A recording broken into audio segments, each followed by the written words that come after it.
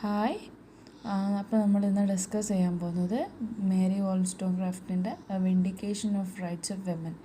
ഈ എസ്സേയിൽ പറയുന്ന കോണ്ടെക്സ്റ്റ് എന്തെന്ന് വെച്ചാൽ, വോൾസ്റ്റോക്രാഫ്റ്റ് അല്ലെങ്കിൽ മേരി പറയുന്നത് വിമൻസിന് ഇമ്പോർട്ടൻസ് അല്ലെങ്കിൽ എഡ്യൂക്കേഷൻസ് കൊടുക്കേണ്ട ഇമ്പോർട്ടൻസിനെ കുറിച്ചിട്ടാണ് മെയിനായിട്ട് പോർട്രേറ്റ് ചെയ്യുന്നത്. ഓക്കെ, അപ്പോൾ ഫസ്റ്റ് ഓഫ് ഓൾ നമുക്ക് ഈ മേരിനെ കുറിച്ചിട്ടുള്ള കുറച്ച് കാര്യങ്ങൾ അറിയാം. Mary was born in London in 1759. അപ്പോൾ ഒരുപാട് ഫിനാൻഷ്യൽ സ്ട്രഗിൾസിലൂടെ കടന്നു പോകുന്ന ഒരു ഫാമിലി ആയിരുന്നു മേരിയുടെ. അപ്പോൾ her father was an alcoholic and she did not receive any formal education. ഫോമലായിട്ടുള്ള ഒരു എഡ്യൂക്കേഷനും മേരി റിസീവ് ചെയ്തിട്ടേ ഇല്ല. അങ്ങനെ മേരി ഷെല്ലിൻ്റെ കോൺസെപ്റ്റ് നമ്മൾ പ്രീവിയസ് ഇയറിൽ 109 പഠിച്ചിരുന്നു. അപ്പം മേരി ഷെല്ലിയുടെ മദറാണ് വോൾസ്റ്റോക്രാഫ്റ്റ്.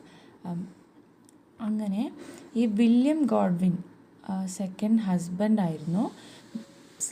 ഹസ്ബൻഡ് ഉള്ളതാണ് ഈ മേരി ഷെല്ലി എന്ന് പറയുന്ന മകൾ.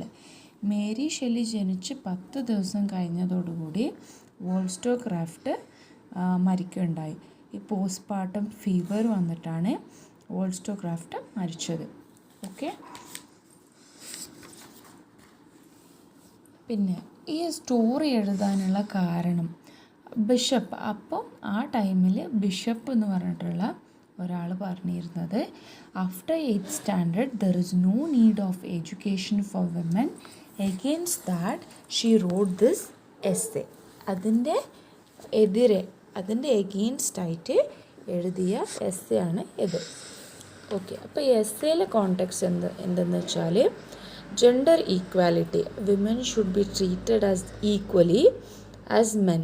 അപ്പോൾ വിമൻ മാനിൻ്റെ ഒരു കമ്പാനിയനായിട്ട് മാറണം, അല്ലാതെ അവളൊരു മെയ്ഡ് അങ്ങനെയല്ല എന്ന കോൺസെപ്റ്റാണ് പറയുന്നത്. അതുപോലെ